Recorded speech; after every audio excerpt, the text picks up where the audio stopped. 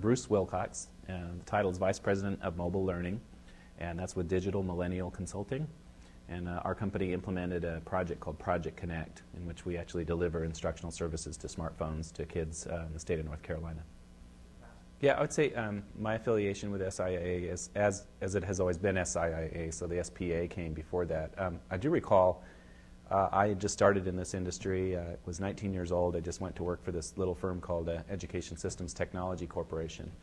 And the big event of that week was our CEO, a guy named John Kernan, had just got a board seat with the Software Publisher Association. And so we had like this celebratory meeting in our little offices down in San Diego, which were, you know, in this little kind of old building on the train tracks.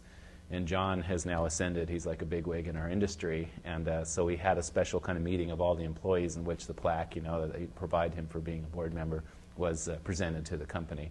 And so every day you'd walk into our little firm. When was it? 1986. And what you would see was, you know, member SPA, John Kernan, board member, and it created kind of in my mind as a young man then, who is this SPA and what are they? Fast forward about 20 years, well, 15 years. I then become a board member of the education division of SIIA, and I had 2 terms as a board member for the ed division. So it's kind of like my youth to my maturity has really tracked the growth of SPA and its maturation into SIIA, so it's been a lot of fun. This event in particular, what's exciting about it is there's a lot of passion in the industry of education. You know, we care about children, we want to help them grow.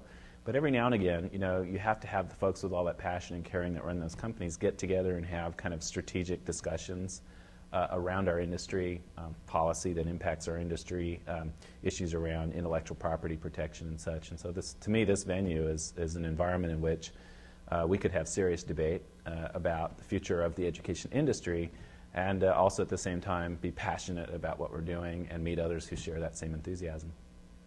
I think in our industry, the seminal event is likely going to be the emergence of the personal computing platform. You know, we could have discussions around, you know, individualized instruction for kids. We could talk about, you know, personalization for kids, but none of that was really enabled in the traditional model of one teacher and 30 organized chairs and faces facing forward. And so, you know, when I was with Education Systems Technology Corp, our net revenues were higher than Microsoft's at that time, back in 87, 88.